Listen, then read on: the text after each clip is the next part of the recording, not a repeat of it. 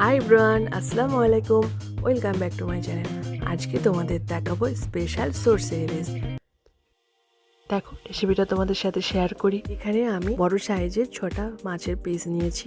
আর এখানে দেখো মিক্সিং জারে আমি 1 চা চামচ কালো সর্ষে, 2 চা চামচ সাদা সর্ষে আর 1 চা চামচ পোস্ত, আর এখানে 5-6টা কাঁচা লঙ্কা নিয়েছি আর কিছুটা লবণ দিয়েছি, দিয়ে আমি এটা পেস্ট করে নেবো। সাথে একটা জিনিস শেয়ার করি, তোমাদের কম বেশি সবারই কমপ্লেন থাকে সর্ষে বাটা তেতো হয়ে যায়।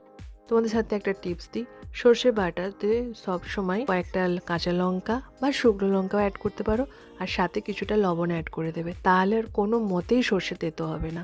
টিপসটা তোমরা অবশ্যই ফলো করো। চলো এবার দেখো, আমি এই 6টা পিস নিয়েছি বড় সাইজের ইলিশ মাছের, আর তার মধ্যে আমি এই সর্ষে বাটাটা পুরো অ্যাড করে দিলাম।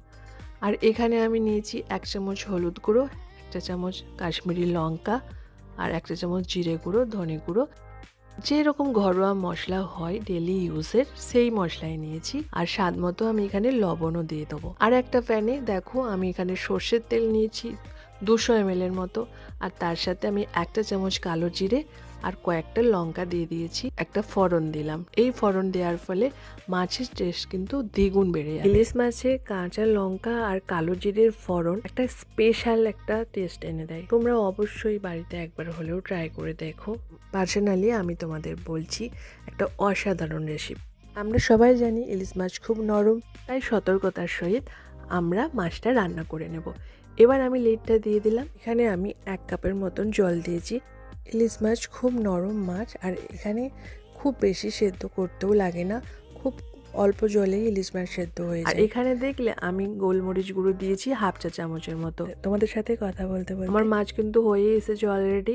আর এখানে আমি জাস্ট ফ্লেভারের জন্য কয়েকটা কাঁচা লঙ্কা দিয়ে দিলাম। কাঁচা লঙ্কাটা অবশ্যই তোমরা দেবে, আর সাথে সর্ষের তেলও, কাঁচা সর্ষের তেলও কিছুটা অ্যাড করবে, তাহলে এইটাও মাছটা কিন্তু অনেক সুস্বাদু করবে। আমি বেশিক্ষণ ফোটাবো না, জাস্ট কিছুক্ষণের জন্য আমি ফুটিয়ে নেব। দেখতেই পাচ্ছ কালারটা কত সুন্দর দেখতে হয়েছে।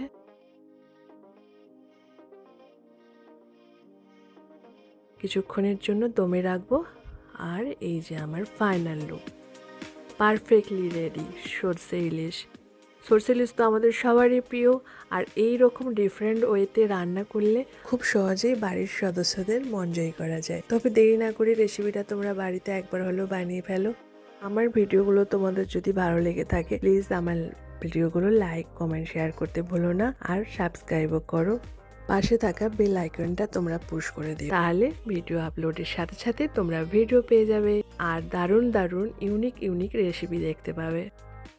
আর হ্যাঁ, তোমরা আমার পাশে থেকে আমাকে যেই সাপোর্ট করছো, আমার ভিডিওকে লাইক করছো, কমেন্ট করছো, শেয়ার করছো, তার জন্য অসংখ্য ধন্যবাদ। তোমরা সবসময় আমার পাশে থেকো এইভাবে, তাহলে আমি আরও নতুন ভিডিও করার উৎসাহ পাবো। প্রত্যেকবারের মতো এবারও বলবো, তোমাদের ভালো লাগা আমার স্যাটিসফ্যাকশন, আমি নতুন ভিডিও করার উৎসাহ পাই। চলো তাহলে আজকের মতন টাটা, বাই বাই, আল্লাহ হাফিজ। তোমরা সবাই ভালো